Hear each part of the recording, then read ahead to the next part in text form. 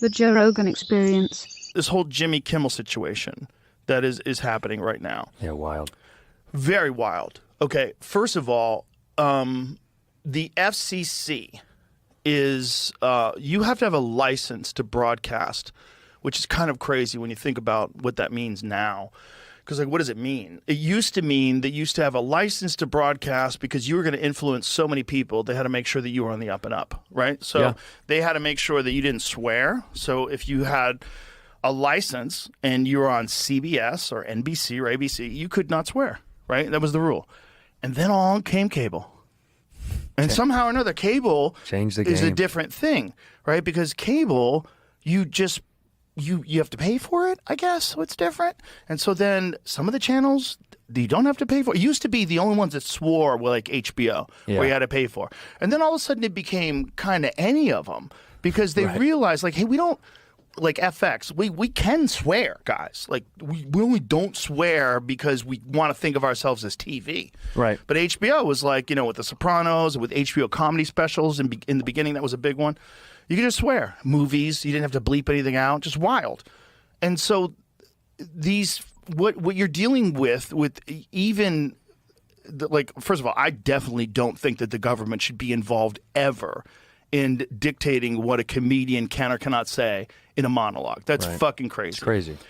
Now, if the problem is the companies, if they're being pressured by the government, so if that's real, and if people on the right are like, yeah, go get them, oh my God, you're crazy. You're crazy for supporting this. Because this will be used on you. You don't think that the fucking globalist lizard people who run the world are sitting here going, great, what do we got, 3 years? We'll wait this out. We'll wait this out. Yeah. Let them say the government should be involved in censoring people's speech. Yeah. Let them support that. Let these fucking dumbasses, because Jimmy Kimmel's a leftist, let these dumbasses think it's a good idea and we should celebrate. That's the most toxic shit I keep seeing online when people are like, yeah, shut him down. So going back to this Jimmy Kimmel thing, there's a lot going on with this. Do you know him, by the way, or yes. no? He's a good guy. Jimmy's a good guy. He's a smart guy. He's a funny guy. He was always very funny on when you know, he did that fucking Windy City Heat thing. I love that. It's such a good movie. I think he tried to distance himself from that. Oh, big time. Like very, very, very successful because it's a 25-year prank. What's his name? Perry Farrell? Yeah. No, let's not mention him. Okay. Because I know. Let's just have people go find it when he City Heat. But you see that and you go, oh, that's the same guy. Like, yeah. Well, so one thing that does happen to guys as they get older is, you know, they soften their ways and they change who they are and they change how they interface with the world, and you know, and then if you're in Hollywood, you're also addicted to an ideology, and it depends on what kind of style you have. So if you have a funny, mocking style that is like satirical, that's always making fun of things tongue-in-cheek, like Norm Macdonald, perfect example. Norm Macdonald, even if he's making fun of you, is not going to piss you off to the point where you tweet about him. Because if you do, he kind of won. He kind of got you. You know what I mean?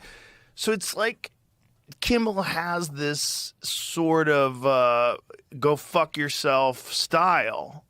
Look, it's kind of ironically, he celebrated in his monologue when Tucker Carlson got fired.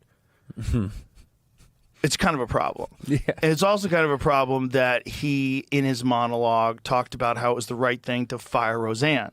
Yeah, I remember that. A little bit of a problem. Yeah. A little bit of a problem.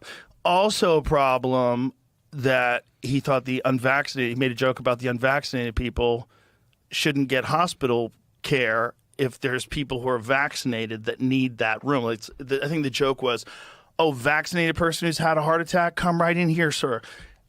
Unvaxxed person who gobbled horse goo, rest in peace, Wheezy. Like, that was the joke. Like, I'm unvaccinated. And I was like, that's kind of a fucked up joke, but I'm not mad at him. No, it's a joke. It's just a joke. It's a joke. But it's like, those things weren't a problem. But there's one thing where he said it was a low point. What did he say? I want to be real clear. Let's like pull up his actual quote, because what he said was not bad.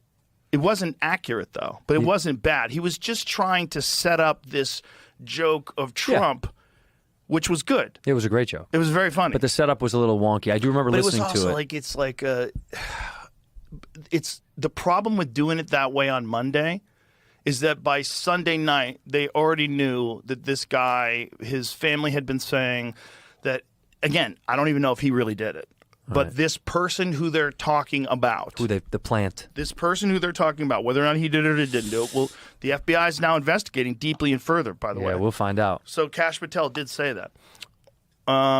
Whatever that means. Yeah, that was it's a weird phrasing when he goes, they're trying to pin it as anybody but them. Yeah. Asserting that he was a MAGA Well, this is the thing. In the beginning, people thought he was. So the first reports were that he was a hardcore right-wing guy, that he was a registered Republican, which he may or may not be. Sometimes people go back and forth, you know.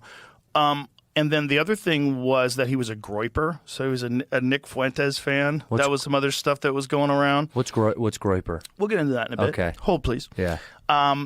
Then it came out that, no, his father is a law enforcement guy? I don't think that's true. That's not true? I think that's what that was part of the story, but I think later found out that wasn't Right. true also. So what's true? Some family members, by Sunday, the Utah governor was saying that family members were reporting that this young man had been wrapped up in some very hardcore leftist ideology. So this had already been released on Sunday. So on Monday, if Kimmel had just said, you know, it was a tragic thing that Charlie Kirk died, and let's see what the president thinks about it. Goes right to him, and like, what if the fourth stage of grief? It's a great joke. It's a great joke. The whole thing was great, but the problem is, we had already known by then. Again, at least the narrative is that this kid is not a MAGA